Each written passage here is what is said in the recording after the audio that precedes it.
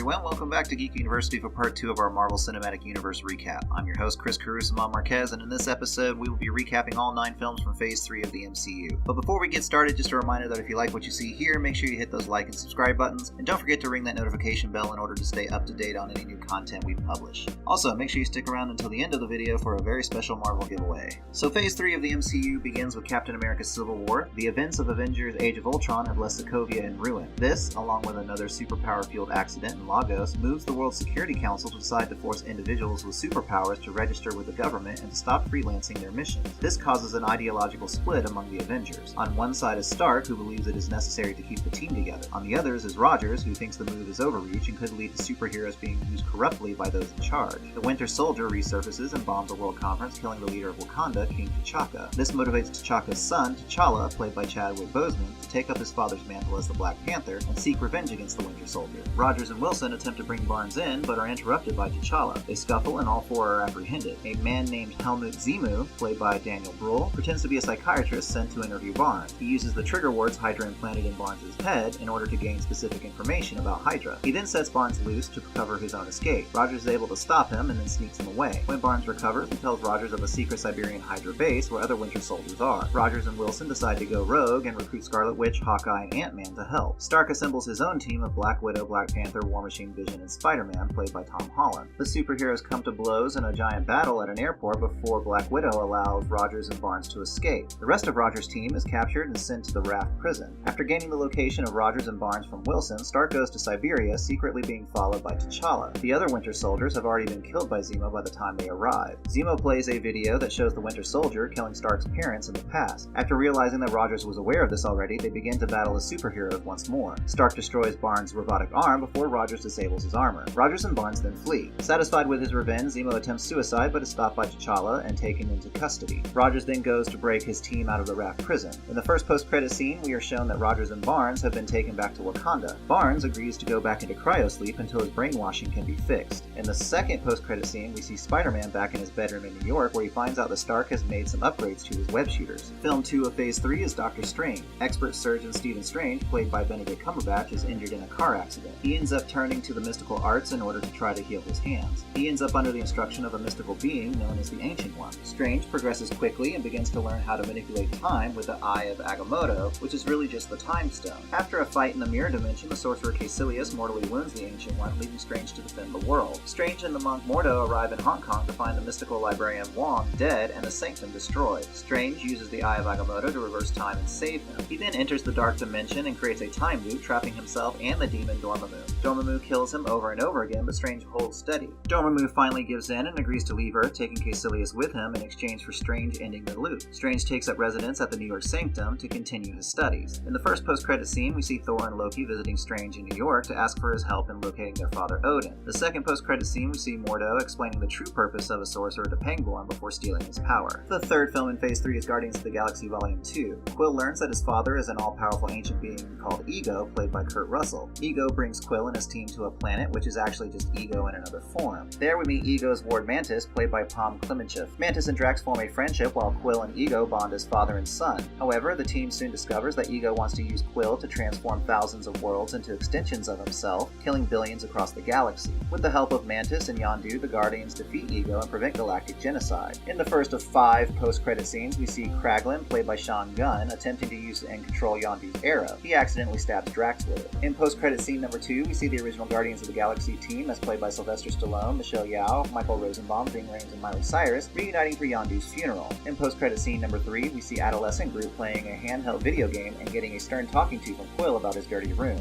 In post-credit scene number 4, and possibly the most important from this film, we see the defeated villainess Aisha brooding in her misfortunes. She declares her desire to see the Guardians destroyed and will do so with an artificial being named Adam. This alludes to the character Adam Warlock and his potential future appearance in the MCU. The final post-credit scene gives us our Stan Lee cameo as he begs the Watchers to take him home. The fourth film of Phase 3 is Peter Parker's solo debut in Spider-Man Homecoming. In this film, a salvage worker named Adrian Toomes, played by Michael Keaton, has his business shut down by the government when they step in to do it themselves. He manages to hide away some of Loki's technology and uses it to create a bird-like flight suit. He assumes the mantle of the Vulture and begins perpetrating a large crime spree. Given license to superhero under the direct supervision of Stark, Peter finds himself coming to blows with Toomes. Toomes eventually ends up being the father of Parker's love interest. When the two realize who each other are, things get really awkward really fast. Against orders from Stark to leave Toomes alone, Parker pursues him and the two end up in battle, and eventually Parker defeats him. Parker turns down an invite from Stark to join the Avengers, instead choosing to remain at home in New York doing street work. Aunt May then discovers Parker's dual identity when she walks in on him trying out his new suit from Stark Industries. In the first post-credit scene, we see an incarcerated Toomes talking to Scorpion, played by Michael Mando. Scorpion tells Toomes he has heard that Toomes knows the true identity of Spider-Man. When Toomes denies the rumor, Scorpion tells him that he is forming a team to go after the superhero. Toomes declines the invite. The second post-credit scene is a PSA from Captain America. Captain America talks about having patience even when you don't get what you want before finishing by asking how many more of these he has to do. It serves as an inside joke to MCU fans who stay after the credits for these scenes. Film number 5 in Phase 3 is Thor Ragnarok. Thor is imprisoned by the demon Surtur. Surtur tells him that Asgard will be destroyed during the prophesied Ragnarok. Thor breaks free and is able to defeat Surtur. Thinking that he has stopped Ragnarok from coming, he returns to Asgard and discovers Loki posing as Odin. Thor forces Loki to help him find their father, and with the help of Doctor Strange, the pair find their father in Norway. Odin tells them that he is dying and that Ragnarok is inevitable, despite Thor's efforts to prevent it. Upon Odin's death, his long-forgotten daughter Hela, played by Cate Blanchett, is released from her prison. She then destroys Thor's hammer Mjolnir. Thor and Loki attempt to flee through the Bifrost, but Hela is able to knock them into space. Hela arrives in Asgard and defeats its armies. She resurrects the ancient dead to fight alongside her. However, her plans to expand the Asgardian Empire to the other realms is delayed when Heimdall, played by Idris Elba, manages to steal the key sword and begins hiding other Asgardians away. Thor crashes on the garbage planet Sakaar and is captured by a slave trader named Scrapper 142, played by Tessa Thompson, who he recognizes as one of the legendary Valkyrie from Asgard. He is then sold as a gladiator to the Grand Master, played by Jeff Goldblum. Meanwhile, Loki has already wormed his way into the Grand Master's inner circle. Thor is then forced to fight in the arena and is matched up against his friend from Earth, the Hulk. The battle is fierce, but Thor is able to get the upper hand before the Grand Master sabotages the fight in the Hulk's favor. Thor tries to convince the Hulk and Scrapper to help him save Asgard, but neither will. Thor escapes with the Hulk close behind and manages to find the Quinjet. There, the Hulk sees a video message from Romanoff and turns back into Bruce Banner for the first time since the Battle of Sokovia. After Loki makes Scrapper relive the deaths of her fellow Valkyrie at the hand of Hela, she decides to help Thor and captures Loki. Loki tells them where to find a ship to escape, and they free the other gladiators, who begin to revolt against the Grand Master. Loki tries to betray them again, but Thor sees it coming and leaves him on Sakaar. Thor, the Hulk, and Scrapper return to Asgard, where they find Hela attempting to take back the key sword from Heimdall, and a huge battle ensues. Hulk then takes out Fenrir, Hela's wolf, and Thor and Scrapper take on Hela herself. Loki shows up with the other gladiators, and they begin to evacuate the remaining Asgardians.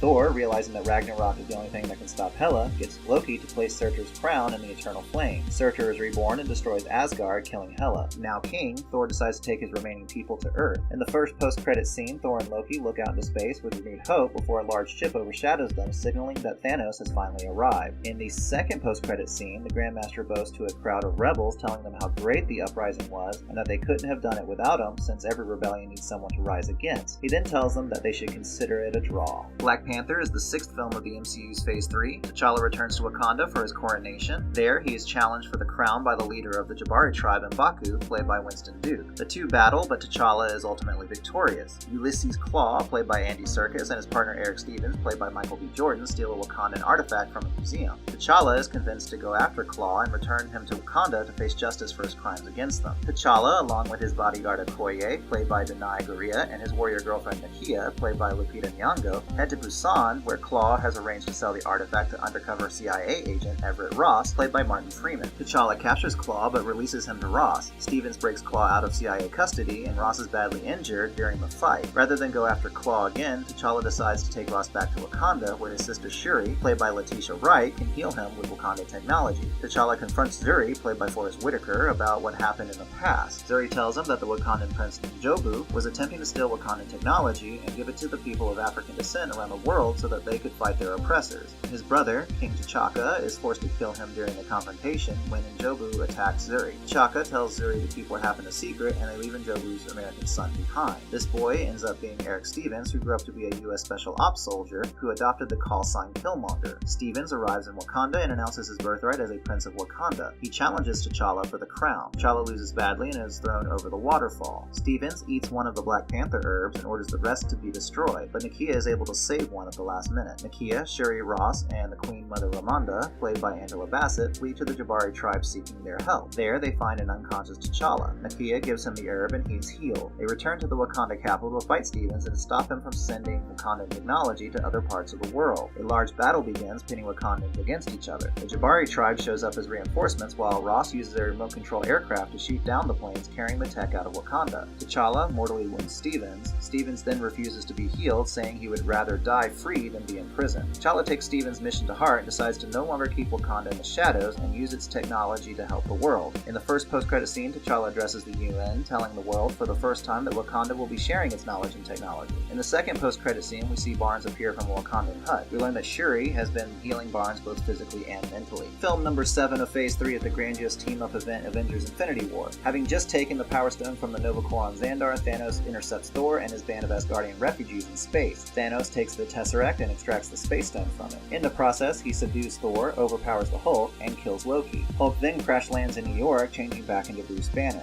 Banner tells Strange about Thanos' plan to kill half of all life in the universe. Strange then reaches out to Stark for help just as 2 of Thanos' lieutenants arrive on Earth to take the Time Stone from Strange. Their arrival draws the attention of Peter Parker, who is also in New York. Due to an enchantment, the minions are unable to retrieve the Time Stone. Stark and Parker go after the kidnapped Strange, while Banner contacts Rogers for help. Maximoff and the Vision are ambushed in Edinburgh by more of Thanos' warriors in an attempt to take the Mind Stone. Rogers, Romanoff, and Wilson rescue the pair, and they take shelter with Banner and Rhodes. Rather than see the Vision destroy himself, Rogers suggests they go to Wakanda, where he believes they can remove the Mind Stone without causing harm to the Vision. The Guardians of the Galaxy receive a distress call from the demolished Asgardian refugee ship. There, they find and rescue Thor. Quill, Gamora, Drax, and Mantis travel to Nowhere to try and prevent Thanos from getting the Reality Stone. Meanwhile, Thor, Rocket, and Groot travel to Nidavellir to see if Mjolnir can be replaced. There, they meet the Master Smith Eitri, played by Peter Dinklage. The four are able to forge a new battle axe for Thor named Stormbreaker. On Nowhere, the rest of the Guardians find that Thanos already has the Reality Stone. Thanos kidnaps his adopted daughter Gamora. Gamora then reveals the location of the Soul Stone in order to save her sister Nebula. Thanos and Gamora travel to Vormir to retrieve the Soul Stone. There, they come across the keeper of the Soul Stone, Red Skull, who informs Thanos that the stone can only be found by sacrificing someone he loves. Thanos reluctantly kills Gamora and gains the Soul Stone. Nebula escapes and tells the Guardians to meet her on Titan. Stark and Peter are able to rescue Strange from Thanos' minions. Stark, Parker, and Strange land on Titan, where they meet Quill, Drax, and Mantis. After Strange uses the Time Stone to see all possibilities for the future, while only one scenario ends up with them victorious, they devise a plan to remove the Infinity Gauntlet from Thanos' arm. They are able to subdue Thanos, but upon learning that Thanos has killed Gamora, Quill attacks him, allowing him a chance to break free. Stark is badly injured in the scuffle, but is spared when Strange relinquishes the Time Stone to Thanos. Rogers and Barnes reunite in Wakanda and mount a defense alongside T'Challa and the Wakandan forces, while Shuri attempts to remove the Mind Stone from the Vision. Banner, not being able to turn into the Hulk, decides to fight in Stark's Hulkbuster armor. Thor, Rocket, and Groot arrive to reinforce the remaining Avengers on Earth. Thanos' lieutenants and their armies are defeated, but when Thanos himself arrives, he is able to take the Mind Stone before Maximoff is able to destroy it, killing the Vision in the process. Thor is able to wound Thanos, but Thanos is still able to activate the completed gauntlet and teleports away. Half of all life in the universe begins to disintegrate, including Barnes, T'Challa, Strange, Parker, Groot, Maximoff, Mantis, Drax, and Quill. Stark and Nebula are left on Titan, while Banner, Rhodes, Rocket, Rogers, Romanoff, and Thor are left in Wakanda. Thanos then retires to another planet where he watches the sunset after his hard-fought victory. In the only post-credit scene, we see Maria Hill and Nick Fury receiving reports of invading ships and destruction. Hill starts turning into dust while Fury pulls out a communicator. He's able to send a distress call just before disintegrating. We then see Captain Marvel's logo flash across the screen. Phase 3's 8th film is Ant-Man and Wasp. Lang becomes connected to Pym's lost wife Janet, played by Michelle Pfeiffer, during his previous travels to the quantum realm. A rogue agent known as Ghost, played by Hannah John Kamen, wants to use Lang's connection and Pym's technology to cure herself from the painful phasing her body is going through, something that will eventually make her disappear forever. The Ghost turns out to be Ava Starr, the daughter of one of Pym's former partners who died during an experiment that gave Ava her powers. Ava then manages to steal the shrunken lab when Pym and Hope, now the Wasp, are arrested. Lang helps them escape and they are able to find the lab. Lang and Hope are able to distract Ava while Pym goes into the quantum realm to rescue Janet. They're able to defeat Ava and Pym returns safely with Janet. Janet voluntarily gives some of her quantum energy to Ava to temporarily stabilize her. Ava then goes into hiding. Lang returns home just in time to avoid being caught violating his house arrest. In the first post-credit scene, we see Lang heading back into the quantum realm to retrieve quantum energy to be studied. While he is in there, we see Pym, Janet, and Hope disintegrate. This shows that the events of this film take place at nearly the same time as Avengers Infinity War, and explains Lang's absence during the course of those events. With no one to pull him out, Lang is left trapped in the quantum realm. In the second post-credit scene, we hear a newscast telling of the disappearance of billions of people, while a giant ant plays the drums. The final film of Phase 3 is Captain Marvel. Star Force member Veers, played by Brie Larson, is being trained by her commander Jan Rog, played by Jude Law, to control her abilities. She then meets the Supreme Intelligence, which urges her to keep her emotions in check. During a mission to rescue an undercover Star Force operative, Veers is captured by the Skrull commander Talos, played by Ben Mendelsohn. After suffering through invasive mind control that brings back repressed memories and allows the Skrull to see her thoughts, Veers manages to escape and ends up in Los Angeles in 1995. Her arrival attracts S.H.I.E.L.D. agents Fury and Coulson to the scene. Their investigation is then interrupted by a Skrull attack. During the chase, Veers manages to obtain a crystal containing her extracted memories. She then joins up with Fury to find more answers. Fury and Veers then go to a secret military installation known as Project Pegasus. There, they discover that Veers is really an Air Force pilot named Carol Danvers, who is presumed to have died in a test flight for an experimental flight engine designed by Dr. Wendy Lawson, played by Annette Bening. A S.H.I.E.L.D. team arrive led by a disguised Talos, but Fury and Danvers are able to escape along with a cat named Goose. They go to Louisiana, where they meet up with Danvers' old friend Maria Rambo and her daughter Monica. Talos arrives, unarmed, and explains that the Skrull are actually just refugees wanting to find a new homeworld, and that Lawson was really the Kree scientist Marvell. After hearing a recording from Lawson's jet, Danvers remembers the crash. She remembers being shot down by Jan Rog, who kills Lawson. Danvers destroys the engine so the Kree can't get it, but it triggers a Kree energy wave. She absorbs the energy and thus gains her powers, but loses her memory. They are able to locate Lawson's secret base in orbit, where she is hiding several Skrulls, including Talos' family. The Tesseract is also being held there. Star Force arrives and captures Danvers, now using the mantle of Captain Marvel, who is forced to converse with the Supreme Intelligence. Danvers manages to destroy the suppression device that is holding her back, unveiling her full power. Fury retrieves Goose, who is actually a Flurkin. Goose then swallows the Tesseract before scratching Fury's eye. Danvers uses her full power to destroy a Kree warship, forcing the commanding Kree officer, Ronin, to retreat. She overpowers Jan Rog on Earth and sends him back to Hala with a warning for the Supreme Intelligence. Before leaving to help the Skrulls find a new homeworld, Danvers modifies a pager for stellar communication and leaves it with Fury just in case he ever needs her help. Fury then begins preparations for a new initiative designed to find others like Danvers with superpowers. She names the initiative after her Air Force call sign, Avenger. In the first post-credit scene, we see the remaining Avengers gathered around watching the death toll rise from Thanos' snap. The Captain Marvel pager then turns off. As they ponder what that means, Danvers appears and asks, "Where's Fury?" In the second post-credit scene, we see Goose throw up the Tesseract like a furball. Well, that concludes our two-part mini-series recapping the entire MCU before Avengers Endgame is released later this week. If you missed part 1, head on over to our channel page and check it out. This channel will also be giving away a Captain Marvel bobblehead pop figure once we reach 100 subscribers. To enter, all you have to do is subscribe to this channel, like this video, and leave a comment down below with a geek topic you would like for us to tackle in a future episode of Geek University. So I hope you all enjoy Endgame this weekend, and we'll see you next time. But until then, don't be afraid to let your geek flag fly.